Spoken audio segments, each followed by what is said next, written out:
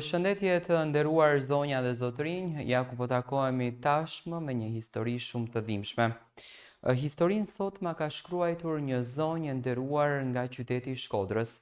Ajo ka dashur të rrëfej jetën e saj, një jetë që në fakt është shumë e dhimbshme, një jetë që të çon të pyesësh veten sa mund të duroj një trup i njeriut, sa mund të përballoj një trup i njeriut. Unë kam dashur që të respektoj mënyrën se si e ka shkruar ajo këtë rrëfim. Ajo ka përzgjedhur që ta shkruaj në dialektin shkodran, edhe unë pse nuk jam nga Shkodra, por do ta lexoj rrëfimin në këtë dialekt për të ruajtur origjinalitetin e rrëfimit. Unë jam një vajzë nga Shkodra. E s'po di si me fillu këtë rrëfim që më ka djeg shpirtin për vjetë të tana. Kam nevoj me e thanë me zatën altë, sepse për shumë vite kam hesht e kam busqesh veç për mos me i shqetësu të tjerët, por brenda meje, çdo ditë ka kenë si me pas një luftë të madhe. Qysh prej fëminis, s'kam njoft dashnin e prinderve. Ma shumë jam rrit me britma, me shuplaka, me fjalë që të çajnë shpirtin. Si e gja, nuk vlen, na ke turpnu. Kam pa shumë vajzat lagjes me prind që i mershin për dore, i përqafoshin, e unë gjithmonë me krye ulun e me sy të mbushun me lot. Të vogël më kanë ardhur me i lut prind me më dhanë pak shpirt. Por gjithmonë kanë kenë të tot. Kanë pas veç kritika për mua si mos me kenë bia e tyne. Kaluan vitet, u rita me lot në sy, e andrat thyme. Edhe erdhi ai, buri jem. U dashurova si qika e vogël që beson në ajër.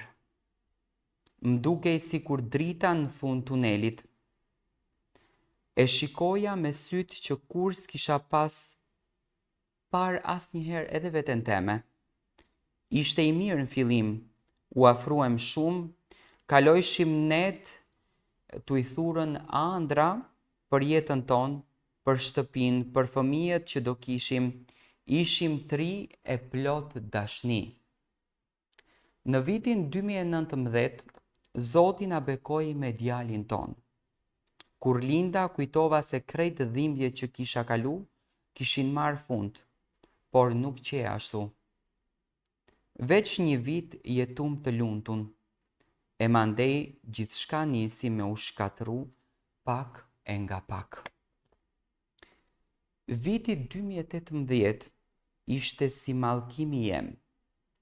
Prindët e mi, ata që gjithmonë më kanë poshtërsu, erdhën prap me gjykime, me përçmime, me fjalë helmuse. Ai nuk ashtë për ty, si e zoja me mbajt burin tanë, turp. Kanë baq mos me nanda. Edhe e kam ndje dita ditës se si buri jem po bahej njeri tjetër. Ufto prej meje, nisi me thanë fjalë që nuk mi kishte thanë kur. Kur më përsëriste fjalë që mi kanë thonë prindët, zemra më përvëlohej, e mandej nisi edhe dhuna. Jo veç fjalë, por edhe dora. Kam jetu me dhunë, kam flet me dhimbjet trupit, por ma shumë më ka dhimbt shpirti. Kam flet tu e lut, o Zot, mos lejo me u zgjun këtë ferë nesër. Po çfar me ba, kisha djalin tem, ai ashtë gjithçka për mua. Shpesh në errësirën e natës, kur krejt flenin, unë qajsha si fmi. Qajsha tu i thonë vetes, pse jeta jeme ashtë kaq e trisht. Pse nuk muj me njoft qetësinë?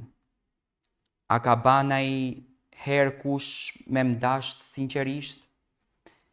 e përgjigje nuk gjejsha kur veç heshtje. Kam jetu me frikë kur qelsha syt, me frikë kur ndigjojsha hapat e ti në shtëpi, gjdo e shtune, gjdo e djele, gjdo nat pa gjumë. Kam pa shpirtin tem të u ba copë, si një pasqyre thime që s'mblidhet ma në për tokë. Por unë nuk jam dorëzu, jo për veten tem, se unë jam e thyer tanësisht, por për djalin tem. Ai s'ka faj, ai është bekimi që Zoti më dha për me mbajt të gjallë. Kam mendue shumë herë me e ba keq vetes, kam pasti dritat e jetësime shueshin një e për një. Por kur mendoj sytë e djalit tem, aty ndal. Lotët i fshi e mundohem me gjetë forcën që s'di as ka më vjen. E sot unë jam këtu, me këtë rrëfim e lodhun, e vrame, e sfilitun, por ende e gjallë. Ndoshta s'kam pas fat, ndoshta jeta jem ka ken plot dhimbje, por një gja di me siguri. Dashnia që kam për djalin tem nuk ka me ushter kur. Aja është arsyeja pse ri në kamp. Kam nevoj me i ba pyetje Zotit. Pse jeta më dhuroi prindë që më kanë mallkue? Pse më dha dashni që u kthye në burg? Pse më dha një burg që më vrau me kaq dhe më keq se jeta vet? Po ndoshta edhe në këtë dhimbje ka një arsye. E një ditë, kur kjo ersin të ik, ka për me dalë dritë. E do t'jetoj jo veç për me egzistu, por për me jetu me dignitet, për me qesh me shpirt, e me pa djalin tem t'u e jetu një jetë pa dhun, pa frike, pa britma. Unë jam një vajzë prej Shkodrës, jam plagë e gjallë, por jam edhe nën, e për djalin tem kam i bëball krejt stuhive tjetës. Natën shpesh nuk muj me mbyll syt. Rritu i shikue tavanin e shtëpisë e në heshtje luj me kujtimet që më kanë ndjek. Më duket si kur gjdo copë muri më ka patu i urzdue e gjdo cep i shtëpisë e njehë vajin tem. Kam pas ne që jom que natën tu e u drith prej ndonjë zanit, ndonjë përplasje të derës, e s'kam dit a ashtë mangë apo ashtë realitet. As fryma nuk më dilte në gjim. Kam kene burgosun jetën teme, në shtëpin teme e në shpirtin tem. Kur e shikoj djalin, shpesh i lyp falje me mendje, i thon vetes më fal që s'mujta me të dasht një jetë më të mirë e me të dhanë një jetë më të mirë. Më fal që një pjesë e fëmijërisë tande poritet mes lodhve e britmave. Ai s'pe kupton ende gjithçka, por sytë e tij e ndjejnë. Fëmia ndjen kur nana s'ka qetësi. Kam frikë se kur të rritet do më pyes, nan, pse në vend që me mdasht veten, i le të gjithë me të shkel, e unë s'ka me dit çka me i than. Unë jam e raskapitun jo vetëm prej dhunës, por edhe prej heshtjes që më detyroj vetja me mbajt. Sepse sa herë kam dasht me fol, më kanë thanë mos u qaj. Se të kesh një burr është fat, duro. Por unë nuk e kam kërku këtë lloj jete. Nuk kam kërku me u ba e fort prej hallit. Kam pas andra si çdo vajzë tjetër, me dasht e me u dasht. Me kene qete me pregadit kafe në mëngjesit e me i thanë burit tem, mirë mëngjes jeta jem, po jeta ma dha krejt të kundërtën. E sot edhe pse me shpirt të thym, ndjej se duhet me i ba një premtim vetes. Se kjo nuk mund të vazhdoj ma. Se nëse unë heshti kjo heshtje, do I marr frymën edhe djalit tem. Kam nevojë me gjetë zanin tem, me fol, me dal nga ky ferr, ndoshta rruga është e gjatë e plot vështirësi, por jam e vendosun. Nuk due ma me ken viktim. Due me u çu, jo veç për veten, por për çdo nan që hesht, për çdo vajzë që rritet me ndëshkim në vend të dashnisë. Du me ken një shembull që dhimbja s'të shkatron, të mban të gjallë nëse ti e kthen atë në forcë. Në fakt kjo është historia e kësaj zonje që mua më vjen shumë keq që ka përjetuar gjithë këtë tmerrin, por ndonjëherë jam krenar që majsorët tanë të nderuar kanë ndërtuar një shpirt unik edhe fisnik, dhe ky shpirt i fisnik lufton.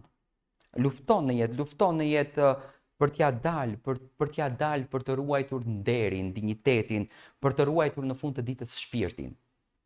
Por në anën tjetër edhe ato dhimbje të dhunës nuk durohen.